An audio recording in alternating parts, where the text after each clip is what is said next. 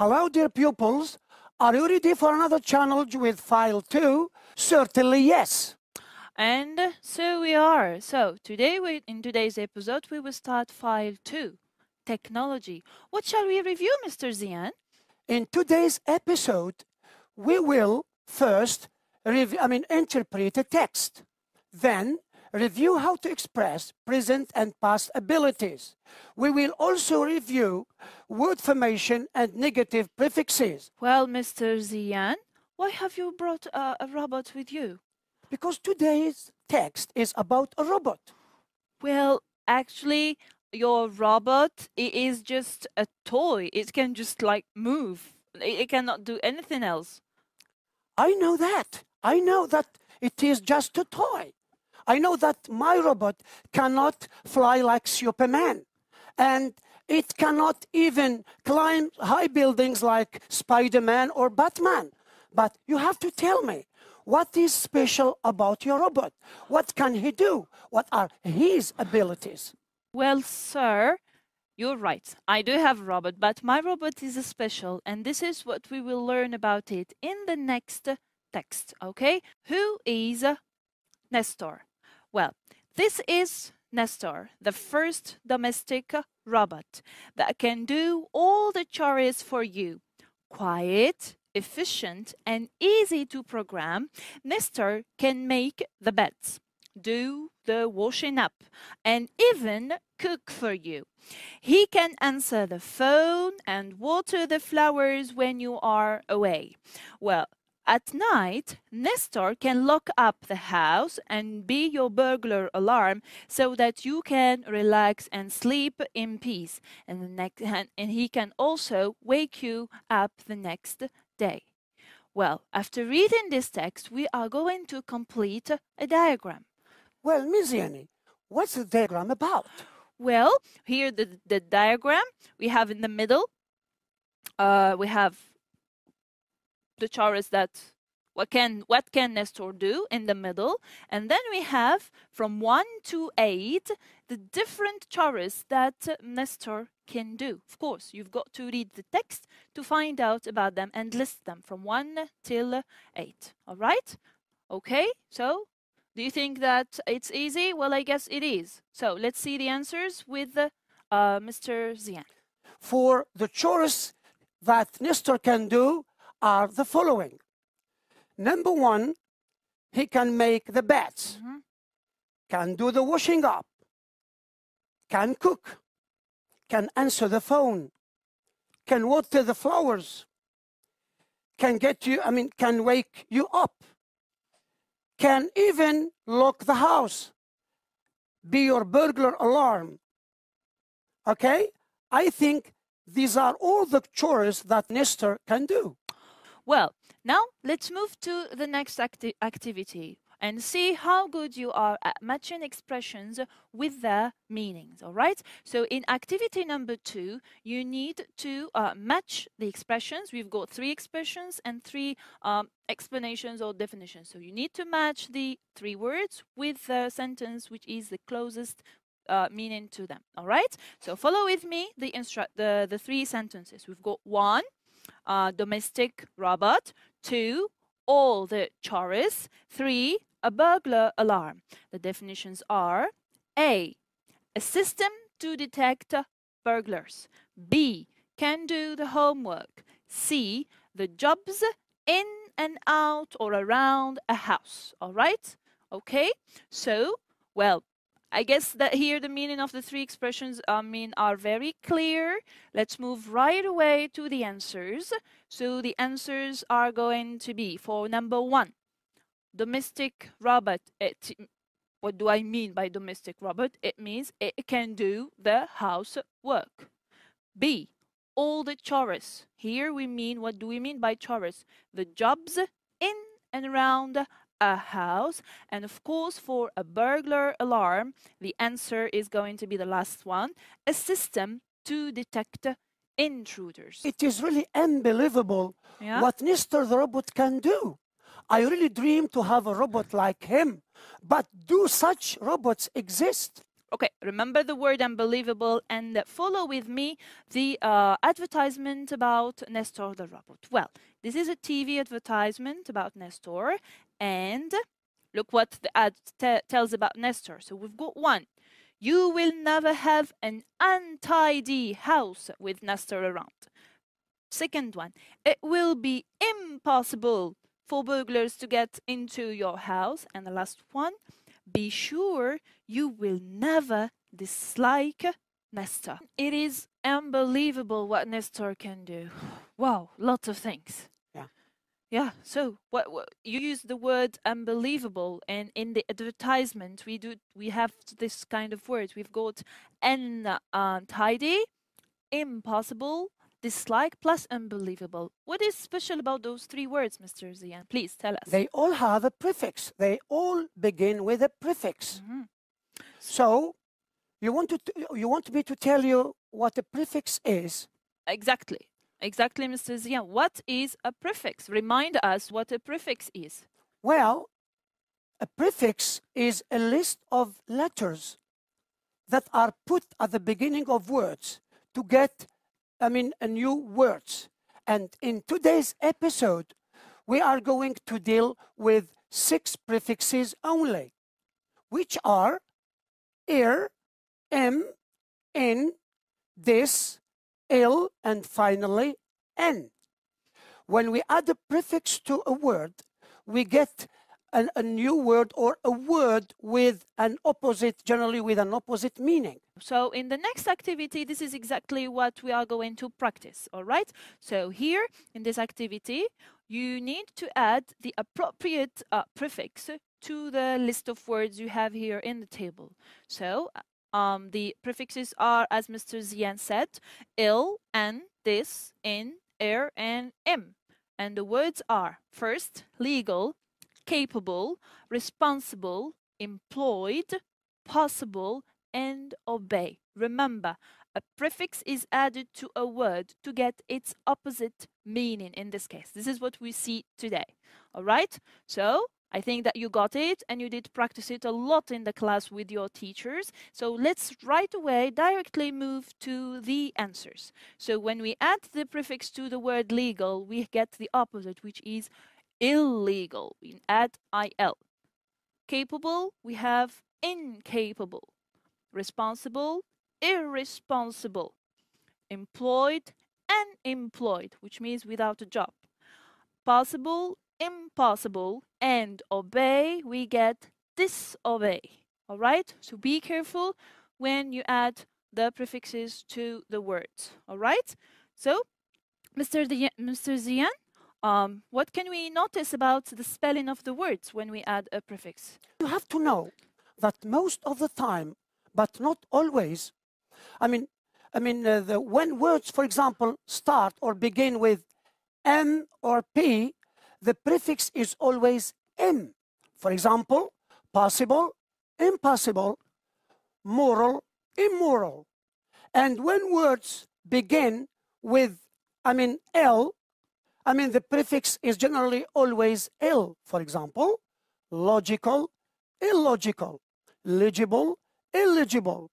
And for words that begin with R, the prefix is always ir. For example, regular, irregular. We can apply the rules he explained about the words that start with M or P and so on. But look at the word, for instance, like. We don't say like, so this is not wrong, this is wrong.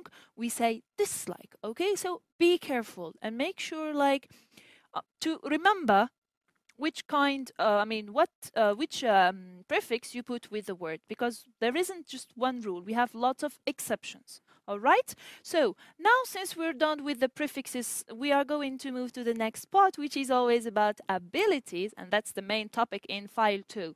All right, Mr. Zian, shall we go back well, we will be talking about not my abilities or yours, but even your abilities, you who is watching us. So, Mr. Zian, what can you tell us? I remember that you told me last time that you cannot cook. Were you serious when you told me that? You know that what I said last time was an example, Mr. Zian. It's not true, actually. I'm not good, not really good, but it was an example to express an inability here. Like, I can't cook. It was an example, not the truth. All Believe right. me, listen to me. I didn't believe you. I know that you were joking. All right.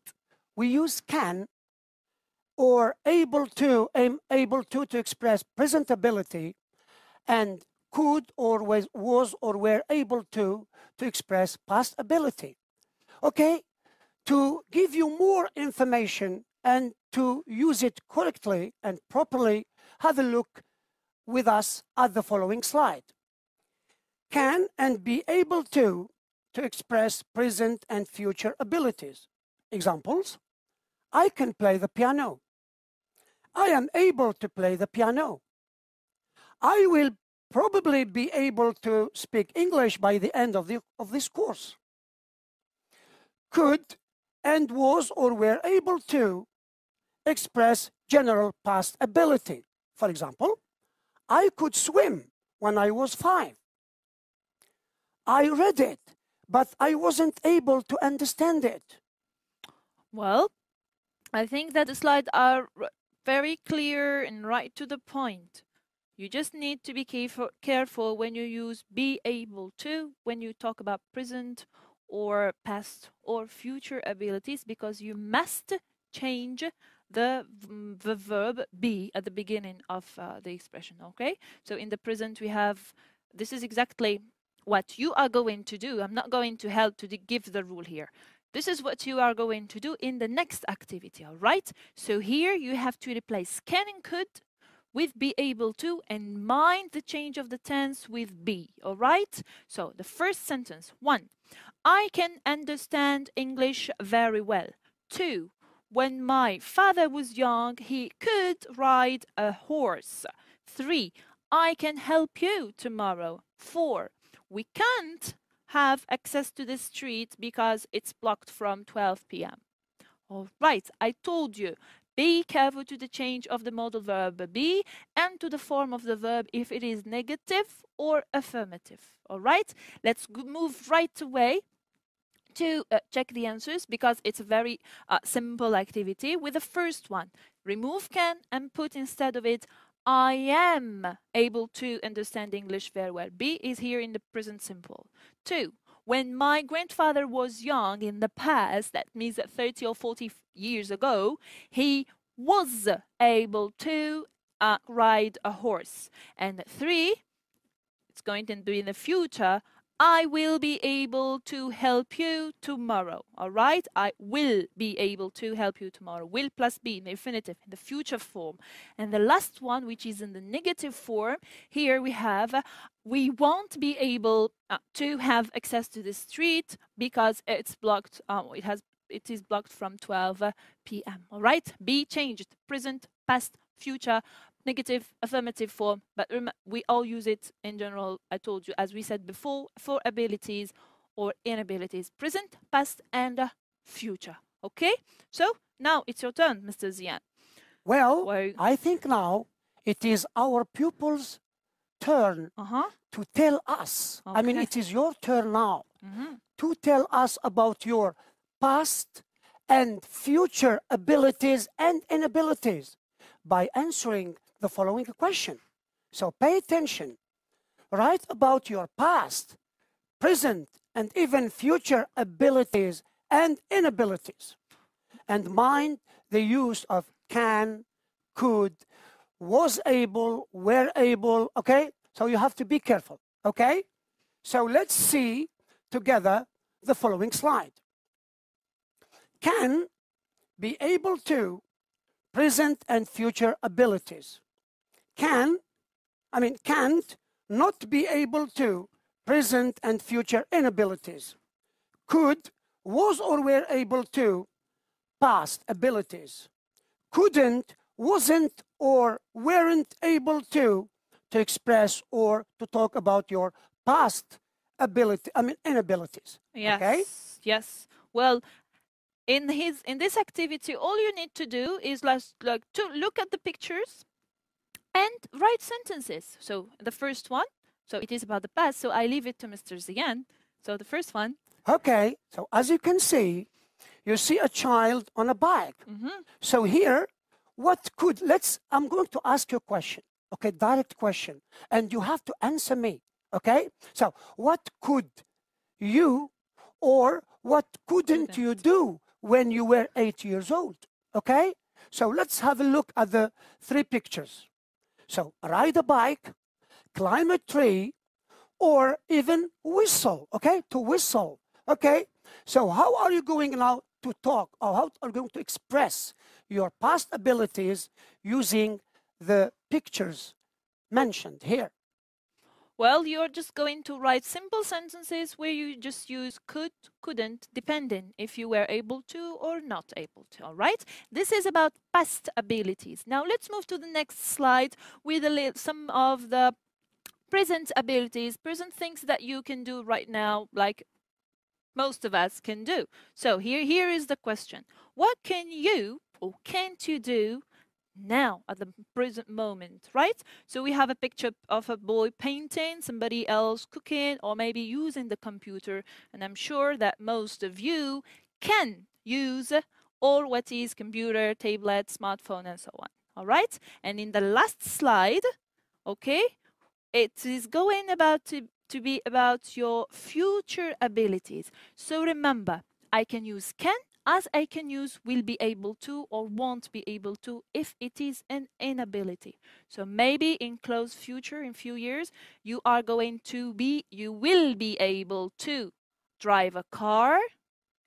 You will be able, you can become an inventor, or from the picture, the third one, you can even fly a plane. Why not? Everything is possible. Just put your head in the studies and achieve it. All right? So, Mr. Zian, are we done with present, past, and future abilities? I think that will be enough. I think it will be enough for our pupils. I think they got it now, and I'm sure they got it. Yes, sure, definitely. So, how are we going to finish today's episode, Mr. Zian? In this episode, we have seen together the following points. 1, how to express, present and past abilities and even inabilities. Modal verbs can and could. The use of negative prefixes. Well, this is what we saw today, and in the next episode, we are going to carry on with file 2 with a little review about abilities and inabilities, present and past and future, of course. And then you are going to write a report followed by a letter of complaint. So be with us next time. And of course, as I said always, make sure you follow your teachers in the class and you practice and revise at home. All right? See you next time. Bye. Goodbye.